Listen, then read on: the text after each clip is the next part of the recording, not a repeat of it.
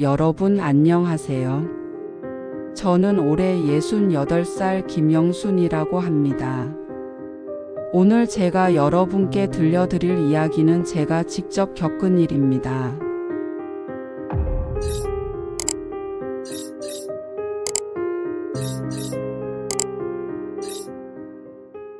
저는 평생을 농사 지으며 살아왔습니다. 22살에 결혼해서 남편과 함께 작은 논밭을 일구며 살림을 꾸려나갔지요. 넉넉하지는 않았지만 부족함 없이 살았습니다. 남편이 성실했고 저도 밤낮 없이 일했거든요. 아들 하나를 두었는데 그 아이가 저희 부부의 전부였습니다.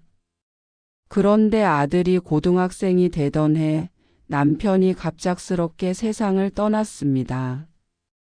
트랙터가 논두렁에서 뒤집어져 그만. 그때가 45살이었는데 하늘이 무너지는 것 같았습니다. 하지만 아들을 키워야 했기에 울고 있을 시간이 없었지요. 혼자서 농사도 짓고 아들 뒷바라지도 해야 했으니까요. 아들은 다행히 착실하게 자랐습니다.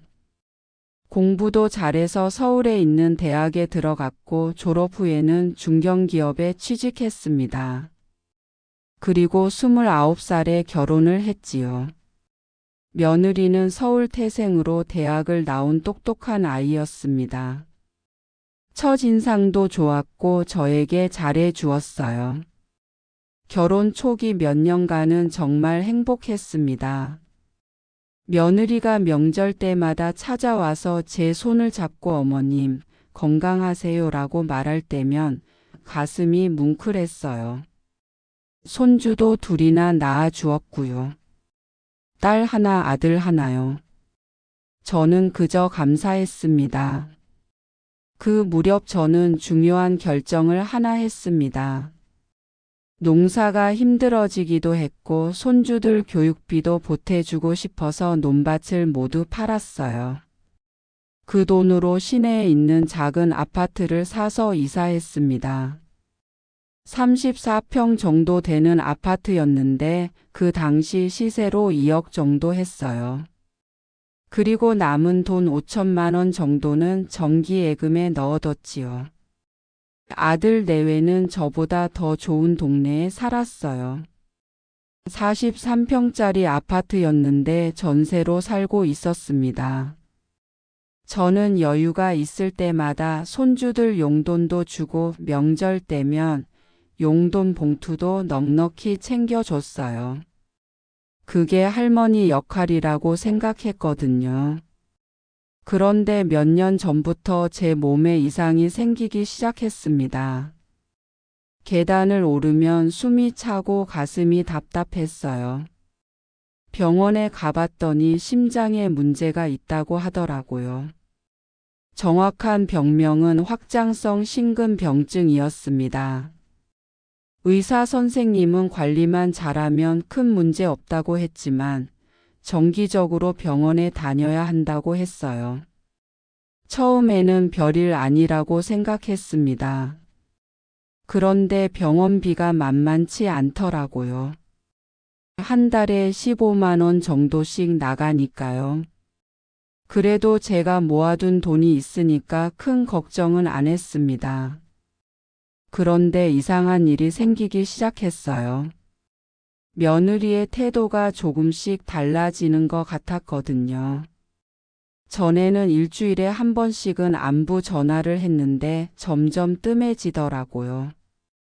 그리고 찾아와도 예전처럼 오래 머물지 않고 금방 가버리곤 했어요. 저는 처음에는 며느리도 바쁘니까 그러려니 했습니다. 아이들 키우느라 직장 다니느라 바쁠 텐데 어떻게 시어머니까지 신경 쓰겠어요. 그런데 어느 날 정말 우연히 충격적인 이야기를 듣게 됐습니다. 그날은 제가 병원에서 검사를 받고 나오는 길이었어요. 병원 로비에서 잠시 쉬고 있는데 옆 의자에 앉은 두 여자분이 대화하는 소리가 들렸습니다. 한 분이 이런 말씀을 하시더라고요. 우리 시어머니도 심장이 안 좋으시다는데 솔직히 언제까지 사실지 모르겠어요. 그분 명의로 된 집이 있는데 미리 증여받아놔야 하는 거 아닐까요? 나중에 상속세 내기도 아깝고. 순간 제 가슴이 철렁했습니다. 설마 우리 며느리도 그런 생각을 하고 있는 건 아니겠지 하는 불안감이 스멀스멀 올라왔어요. 하지만 저는 그런 생각을 털어버리려고 했습니다. 우리 며느리는 그런 아이가 아니라고 제가 너무 의심이 많아진 거라고 생각했거든요. 그런데 며칠 후 정말 믿기 어려운 일이 벌어졌습니다. 며느리가 갑자기 찾아와서는 이런 말을 하는 거예요. 어머님, 요즘 몸이 많이 안 좋으시죠? 혹시 모르니까 집 서류 같은 거 정리해 두시면 어떨까요? 나중에 급하게 되면 복잡해질 수 있거든요. 그 순간 저는 온몸에 소름이 돋았습니다. 병원에서 들었던 그 대화가 떠올랐거든요. 하지만 저는 태연한 척하며 대답했어요.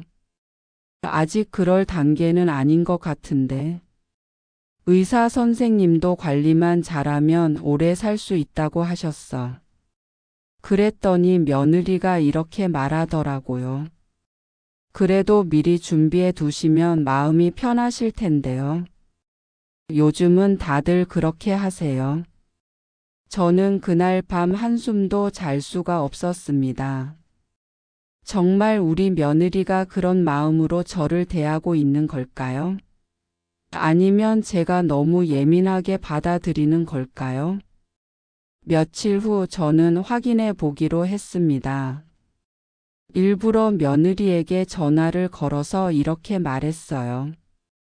며느리야, 어제 병원에 갔는데 의사 선생님이 상태가 좀 안 좋다고 하시더라. 약값도 많이 나오고.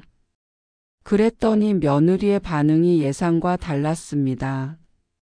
걱정스러워하기보다는 뭔가 계산하는 듯한 톤으로 이렇게 말하더라고요. 아, 그러세요? 그럼 더욱 미리 준비해 두셔야겠네요. 혹시 통장이 몇 개나 되세요? 저는 그때 확신했습니다. 며느리의 관심사는 제 건강이 아니라 제 재산이었던 거예요. 그 이후로 며느리는 더욱 노골적으로 행동하기 시작했습니다. 찾아올 때마다 제 집 여기저기를 살펴보고 은근슬쩍 제 서류들을 보려고 했어요. 그리고는 이런 말도 했습니다. 어머님, 요즘 같은 시대에는 자식들 명의로 미리 옮겨놓는 게 절세에 좋다고 하던데요. 저는 점점 화가 나기 시작했습니다. 평생을 고생해서 모은 재산을 이렇게 노리고 있다니. 하지만 겉으로는 아무것도 모르는 척했어요. 며느리가 얼마나 더 노골적으로 나올지 궁금했거든요. 그리고 정말 충격적인 순간이 왔습니다. 어느 날 아들이 며느리와 함께 찾아왔는데 거실에서 이런 대화를 나누는 걸 제가 부엌에서 엿듣게 된 거예요. 며느리가 아들에게 이렇게 말하더라고요. 여보, 어머님 상태가 계속 안 좋아지시는 것 같은데 우리가 미리 준비를 좀 해야 하는 거 아닐까? 집도 그렇고 예금도 그렇고. 그리고 아들이 뭐라고 대답했는지 아세요? 그래, 맞아. 어머니가 갑자기 안 계시게 되면 상속 절차도 복잡하고 미리미리 정리해 두자. 그 순간 저는 온몸이 떨렸습니다. 제가 평생을 키운 아들마저도 며느리와 한패가 되어서 제 재산만 노리고 있다는 걸 알게 된 거죠. 저는 그날 밤 결심을 했습니다. 이대로 당하고만 있을 수는 없다고.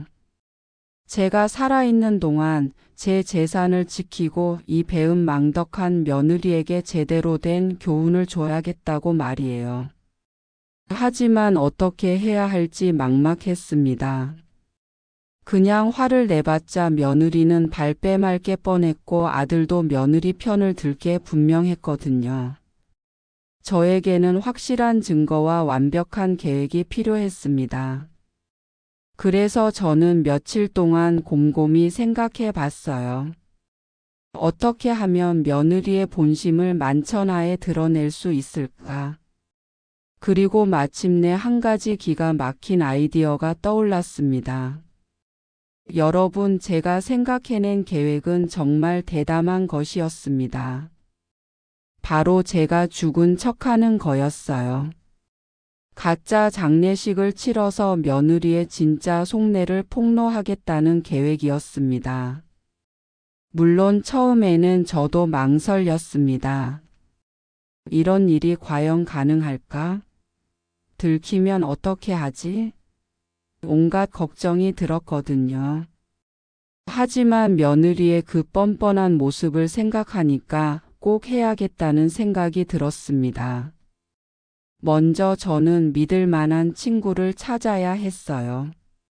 다행히 제 옆집에 사는 박정자 언니가 있었습니다. 언니는 저보다 3살 많으시고 평생을 함께 지낸 친구 같은 분이었어요. 언니에게 제 계획을 털어놓자 처음에는 기겁을 하시더라고요. 영순아, 정신 나갔냐? 그런 짓을 어떻게 해? 하지만 제가 며느리와 아들의 대화 내용을 자세히 설명해 드리자 언니도 화가 나시더라고요. 어머, 그런 못된 년이 있나? 시어머니가 살아있는데 벌써 재산 타령을 해? 결국 언니가 저를 도와주기로 했습니다. 그리고 언니의 친구분 몇 분도 함께 도와주시기로 했어요. 모두 제 사정을 들으시고는 며느리가 너무 못됐다고 분개하시더라고요. 이제 구체적인 계획을 세워야 했습니다. 먼저 저는 병원에서 진단서를 받아야 했어요. 다행히 제가 심장병 환자이니까 상태가 갑자기 악화됐다고 해도 이상하지 않을 거라고 생각했습니다. 병원에 가서 의사 선생님께 말씀드렸어요. 요즘 가슴이 너무 답답하고 숨쉬기가 힘들다고요.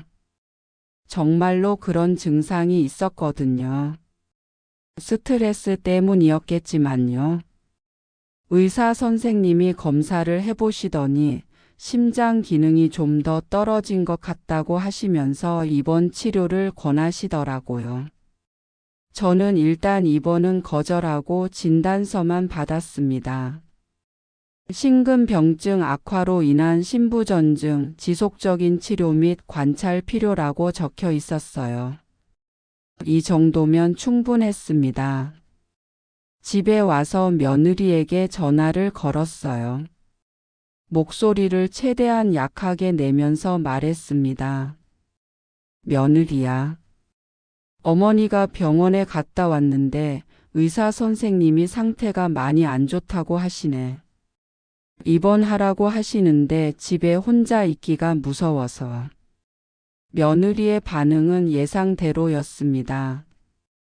겉으로는 걱정하는 척했지만 목소리에서 뭔가 계산하는 느낌이 났어요. 어머님, 그럼 우리가 가서 뵐게요. 그리고 혹시 모르니까 중요한 서류들 정리 좀 해두세요. 역시나 서류 이야기부터 꺼내더라고요. 저는 속으로 웃으면서 대답했습니다. 그래, 그렇게 하자. 며칠 후 며느리와 아들이 찾아왔습니다. 저는 일부러 더 아픈 척했어요. 소파에 기대 앉아서 힘없이 말했습니다. 요즘 너무 힘들구나. 혹시 모르니까 유언장도 써야 할까? 그 말을 듣자마자 며느리의 눈이 번쩍 하더라고요. 그리고는 이렇게 말했어요. 어머님, 유언장보다는 미리 증여를 받는 게 세금 면에서 유리해요. 요즘은 다들 그렇게 한다고 하던데요. 저는 고개를 끄덕였습니다. 그럼 그렇게 하자. 내가 언제 갈지 모르니까 미리미리 준비해 두는 게 좋겠다. 며느리는 거의 환호하다시피 했어요. 물론 겉으로는 걱정스러워하는 척했지만요. 그날부터 며느리는 매일같이 전화를 걸었습니다. 제 컨디션을 확인한다면서요. 하지만 저는 며느리가 제 건강을 걱정하는 게 아니라 언제 죽는지 확인하고 있다는 걸 알고 있었어요. 이제 본격적인 준비에 들어갔습니다. 먼저 제가 숨을 곳을 마련해야 했어요. 박정자 언니의 시골집이 적당했습니다. 언니 남편이 돌아가신 후 그 집은 비어 있었거든요.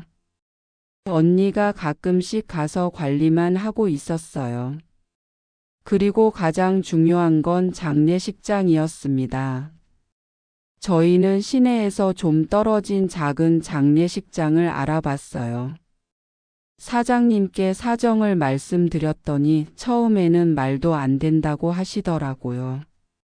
하지만 제가 간절히 부탁드리고 언니들이 함께 설득해서 결국 협조해 주시기로 했습니다. 물론 돈도 꽤 들었어요. 장례식장 대관료, 제단 꽃가, 음식가 모두 합쳐서 300만 원 정도 들었습니다. 하지만 며느리의 정체를 폭로하는 데는 그 정도 돈이 아깝지 않았어요. 이제 가장 중요한 단계였습니다. 제가 죽었다는 소식을 퍼뜨려야 했어요. 저는 박정자 언니에게 부탁했습니다. 며느리에게 전화를 걸어서 제가 새벽에 갑자기 돌아가셨다고 알려달라고요. 그날 아침 6시쯤이었어요. 언니가 울음 섞인 목소리로 며느리에게 전화를 걸었습니다. 며느리, 큰일 났어. 영순이가 새벽에 갑자기. 며느리의 반응이 어땠는지 아세요? 처음에는 놀란 듯 했지만 곧바로 이렇게 물어보더라고요. 어머님이 돌아가시기 전에 뭔가 말씀하신 것은 없으세요? 유언 같은 거라도. 심지어 조문을 오겠다는 말보다 유언 이야기를 먼저 꺼내더라고요. 언니가 나중에 저에게 그 이야기를 해주시는데 너무 어이없어서 할 말이 없었다고 하시더라고요. 며느리는 그날 오후에 아들과 함께 장례식장으로 왔습니다. 저는 멀리서 지켜보고 있었어요. 검은 옷을 차려입고 온 며느리의 모습을 보는데 참 묘한 기분이었습니다. 장례식장에서 며느리의 행동을 보니 정말 어이가 없더라고요. 조문객들 앞에서는 눈물을 흘리면서 슬픈 척했지만 사람들이 없을 때는 완전히 다른 모습이었어요. 특히 충격적이었던 건 며느리가 다른 친척들과 나누는 대화였습니다. 저희가 미리 장례식장 곳곳에 녹음기를 숨겨 놓았거든요. 며느리가 제 삼촌댁 며느리와 나누는 대화를 들어보니까 정말 기가 막혔어요. 이제 정리할 게 많네요. 어머님이 갑자기 가셔서 준비를 못했어요. 집은 누구 명의로 되어 있어요? 어머님 명의로 되어 있는데 다행히 미리 얘기는 해놨어요. 상속 절차만 밟으면 되겠네요. 그리고는 웃으면서 이런 말까지 했어요. 솔직히 어머님이 오래 사실 줄 알았는데 생각보다 빨리 가셔서 뭔가 허무하네요. 허무하다니요. 시어머니가 죽어서 허무하다는 게 아니라 재산을 차지하는 과정이 허무하다는 뜻이었어요. 정말 이런 사람이 있을 수가 있나 싶었습니다. 더 가관인 건 며느리가 장례 비용을 아끼려고 하는 모습이었어요. 꽃도 싼 걸로 하자고 하고 음식도 간단하게 하자고 하더라고요. 그러면서는 이런 말을 했어요. 어차피 어머님도 검소하게 사시던 분이니까 장례도 검소하게 치르는 게 맞죠. 겉으로는 그럴듯하게 포장했지만 결국은 돈이 아까워서 하는 소리였어요. 한편으로는 며느리가 제 서류들을 뒤지고 있다는 소식도 들렸어요. 박정자 언니가 저 대신 상주 역할을 하고 있었는데 며느리가 언니에게 이렇게 물어보더라고요. 아주머니 어머님이 통장을 어디에 보관하셨는지 아세요? 그리고 집 등기부등본도 어디 있는지. 언니가 모른다고 하자 며느리는 직접 제 집을 뒤지기 시작했어요. 물론 중요한 서류들은 미리 다른 곳에 숨겨놨지만요. 이틀째 되는 날 정말 충격적인 장면을 목격했습니다. 며느리가 제 방에서 통장을 찾고 있는데 마침내 찾았을 때의 그 표정이란. 정말 환한 미소를 지으면서 통장 잔고를 확인하더라고요. 그 모습을 몰래 촬영한 영상이 있어요. 그리고는 아들에게 전화를 걸어서 이렇게 말하는 거예요. 여보, 어머님 통장 찾았어요.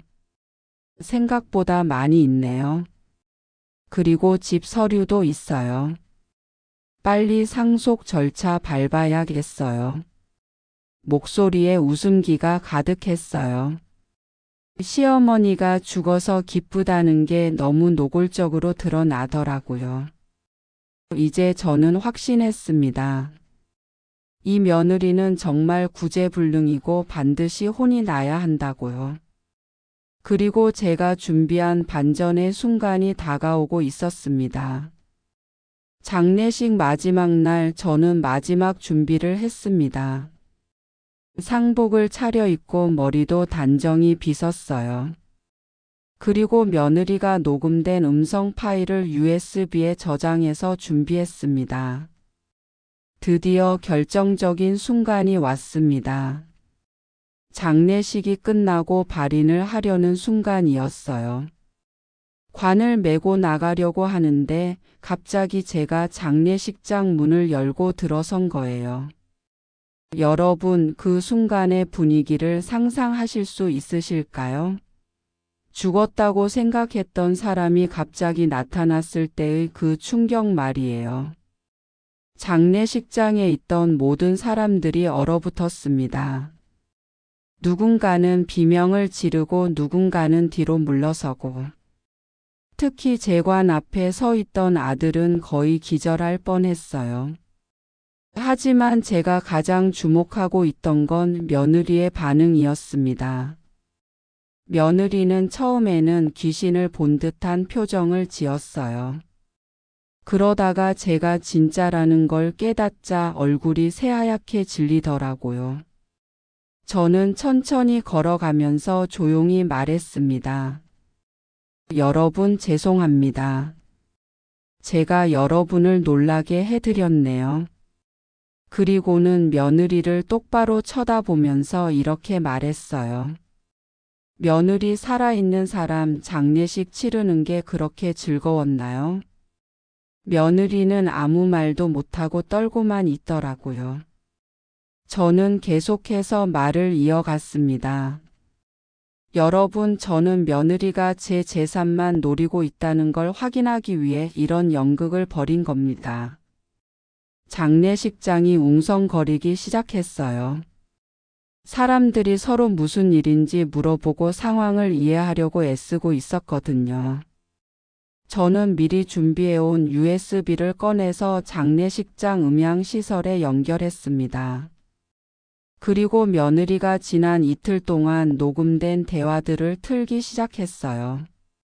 첫 번째로 나온 건 며느리가 삼촌댁 며느리와 나눈 대화였어요.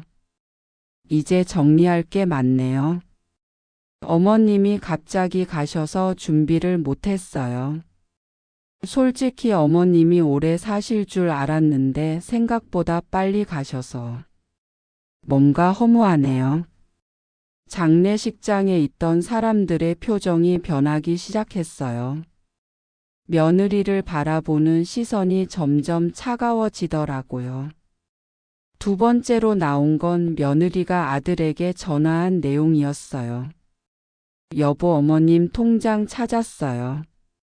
생각보다 많이 있네요. 그리고 집 서류도 있어요. 빨리 상속 절차 밟아야겠어요. 이 소리가 나오자 장례식장이 완전히 술렁거렸어요.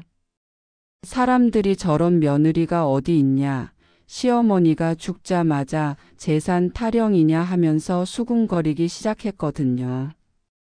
하지만 저는 거기서 끝내지 않았어요. 가장 충격적인 장면을 보여줄 차례였거든요. 제가 미리 설치해둔 숨은 카메라가 찍은 영상을 틀었습니다. 며느리가 제 방에서 통장을 찾았을 때의 그 환한 미소, 그리고 통장 잔고를 확인하며 기뻐하는 모습이 그대로 나왔어요. 그 영상을 보자 장례식장에 있던 사람들이 완전히 경악했습니다. 누군가는 어떻게 저런 사람이 있을 수가 있냐며 혀를 찾고, 또 누군가는 정말 뻔뻔하다며 분개했어요. 며느리는 그제서야 입을 열었습니다. 하지만 변명 같지도 않은 변명이었어요. 어머님, 이건 오해예요. 저는 그냥 어머님을 위해서. 저는 손을 들어서 며느리의 말을 막았습니다. 며느리, 그만해요. 이미 다 드러났는데 무슨 변명을 더 하시겠어요? 그리고는 사람들을 향해 말했어요. 여러분, 저는 평생을 농사 지으며 살아온 평범한 농민입니다. 남편이 일찍 세상을 떠난 후 혼자 아들을 키워왔어요. 그 아들을 위해, 며느리를 위해, 손주들을 위해 제가 가진 모든 것을 아낌없이 주었습니다. 하지만 제가 병이 들자 며느리는 제 건강보다 제 재산에만 관심을 가졌어요. 제가 언제 죽을지만 계산하고 있었던 거죠. 장례식장에 있던 친척들과 이웃들이 고개를 끄덕이며 저의 말에 공감하고 있었어요. 저는 계속해서 말했습니다. 그래서 저는 이런 극단적인 방법을 택할 수밖에 없었습니다. 며느리의 진심을 확인하고 여러분께도 보여드리고 싶었거든요. 그때 아들이 다가와서 제 손을 잡았어요. 눈물을 흘리면서요. 어머니, 죄송해요. 제가 잘못했어요. 하지만 저는 아들의 손을 뿌리쳤습니다. 아들아, 너도 며느리와 한패였잖니. 내가 갑자기 죽으면 상속 절차가 복잡하다고 했던 게 너였어. 아들은 더 이상 할 말이 없었나 봐요. 고개를 숙이고 서 있기만 했어요. 이제 저는 가장 중요한 발표를 할 차례였습니다. 여러분, 제가 오늘 이 자리에서 중요한 결정을 발표하겠습니다. 장례식장이 조용해졌어요. 모든 사람들이 제 말에 집중하고 있었거든요. 먼저 제가 살고 있는 아파트는 제 손주 둘의 명의로 변경하겠습니다. 아직 어린 아이들이니까 성인이 될 때까지는 신탁 관리를 맡길 거예요. 며느리의 얼굴이 더욱 하얗게 질렸어요. 그리고 제가 가지고 있던 예금 5천만 원은 모두 고아원과 노인복지관에 기부하겠습니다. 마지막으로 아들에게는 오늘의 이 교훈 외에는 아무것도 주지 않겠습니다. 더 이상 재산 상속 같은 건 기대하지 마세요. 며느리가 그제서야 울먹이기 시작했어요. 하지만 그것도 진짜 눈물이 아니라 억지 눈물이었어요. 어머님, 제발. 저희가 잘못했어요. 다시 한 번만 기회를. 하지만 저는 단호했습니다. 며느리, 기회는 이미 충분히 줬어요. 제가 병들었을 때 진심으로 걱정해주고 돌봐줬다면 이런 일은 없었을 거예요. 그때 장례식장에 있던 제 친구분 하나가 박수를 치기 시작했어요. 그러자 다른 사람들도 따라서 박수를 쳤어요. 잘했다, 그래야 한다는 소리들이 들렸어요. 며느리는 결국 아무 말도 못하고 장례식장을 뛰쳐나갔어요. 뒤따라가는 아들에게 저는 마지막으로 이렇게 말했습니다. 아들아, 내가 진짜 효자가 되고 싶다면 며느리부터 제대로 교육시켜라.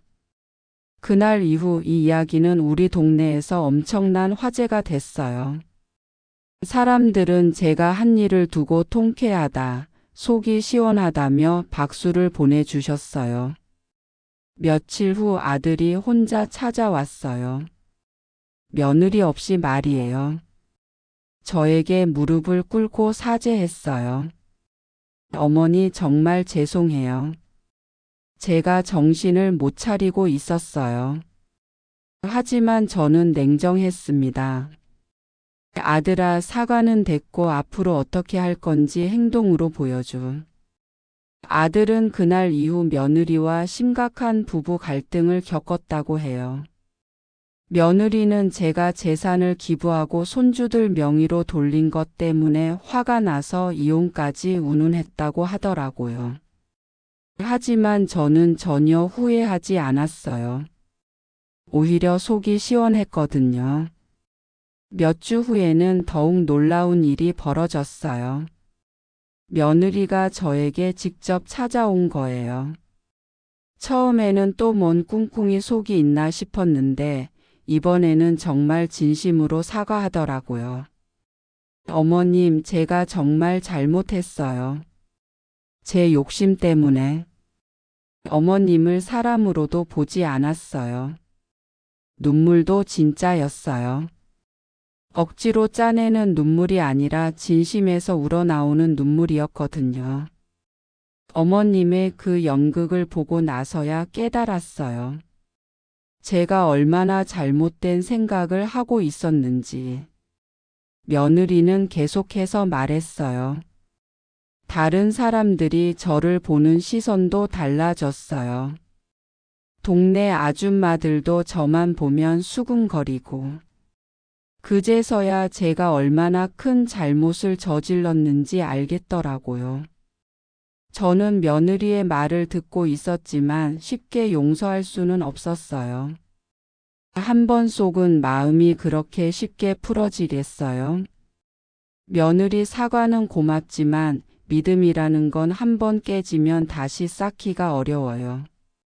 며느리가 더욱 간절하게 말했어요. 어머님, 제가 앞으로 어머님께 진심으로 효도하겠어요. 돈이나 재산 때문이 아니라 정말 어머님이 제 시어머니시니까요. 그래서 저는 며느리에게 조건을 걸었어요. 좋아. 그럼 한 1년 정도 지켜보마. 며느리가 정말 변했는지 말이야. 그 이후로 며느리는 정말 달라졌어요. 일주일에 2~3번씩 안부 전화를 걸고 주말마다 찾아와서 집안일도 도와주고. 예전과는 완전히 다른 모습이었어요. 특히 제가 병원에 갈 때마다 함께 가려고 하더라고요. 그리고 진짜로 제 건강을 걱정하는 마음이 느껴졌어요. 6개월 정도 지났을 때 저는 며느리를 어느 정도 용서했어요. 사람이 변할 수 있다는 걸 보여줬거든요. 그래서 저는 새로운 결정을 내렸습니다. 손주들 명의로 해뒀던 아파트 중 절반은 다시 아들 명의로 돌려주기로 한 거예요. 물론 며느리가 또다시 딴 마음을 품으면 언제든 되돌릴 수 있다는 조건을 걸었지만요. 며느리는 그 소식을 듣고 펑펑 울었어요. 고마움의 눈물이었죠. 어머님, 정말 감사해요. 저 절대 다시는 그런 마음 품지 않을게요. 그리고 지금은 어떻냐고요? 며느리와의 관계가 예전보다 훨씬 좋아졌어요. 진심으로 저를 대하는 게 느껴지거든요. 여러분, 제가 이런 극단적인 방법을 선택한 이유를 아시겠죠? 때로는 사람의 본심을 드러내기 위해서는 이런 충격적인 방법이 필요할 때가 있어요. 물론 모든 분께 이런 방법을 권하는 건 아니에요. 저는 정말 절망적인 상황에서 마지막 수단으로 선택한 거였거든요. 하지만 결과적으로는 성공이었어요. 며느리도 변했고 아들도 반성했고 무엇보다 제가 살아있는 동안 존중받을 수 있게 됐어요. 지금 저는 매일 아침 거울을 보면서 이렇게 말해요. 김영순 잘했다. 내가 세상에서 가장 멋진 할머니야. 나이가 들었다고 해서 무시당하거나 이용당해서는 안 된다는 걸 제가 몸소 보여준 셈이니까요. 여러분도 만약 비슷한 상황에 처하신다면 포기하지 마세요. 물론 제처럼 가짜 장례식까지 할 필요는 없겠지만 자신의 존엄을 지키기 위한 노력은 포기하지 마시기 바랍니다. 그리고 무엇보다 중요한 건 사람은 변할 수 있다는 거예요. 며느리처럼 완전히 잘못된 길로 빠진 사람도 제대로 된 교훈을 받으면 변할 수 있어요. 지금 저희 가족은 진짜 화목해요. 며느리도 저를 진심으로 대하고 손주들도 할머니를 더 좋아해요. 무엇보다 제가 제 자신을 자랑스러워하게 됐어요. 68년을 살면서 가장 잘한 일이 뭐냐고 묻는다면 저는 주저없이 이 일이라고 대답할 거예요. 제 존엄을 지킨 일 말이에요. 여러분도 기억하세요. 나이가 들었다고 해서 무시당해서는 안 됩니다. 우리에게도 존중받을 권리가 있어요. 그리고 때로는 그 존중을 지켜내기 위해서는 용기가 필요해요. 제가 오늘 여러분께 들려드린 이야기가 여러분께 조금이라도 도움이 되셨기를 바랍니다. 그리고 혹시 저와 비슷한 처지에 계신 분이 있으시다면 절대 포기하지 마세요. 우리는 모두 존중받을 자격이 있는 사람들입니다. 그 사실을 절대 잊지 마시기 바랍니다. 감사합니다.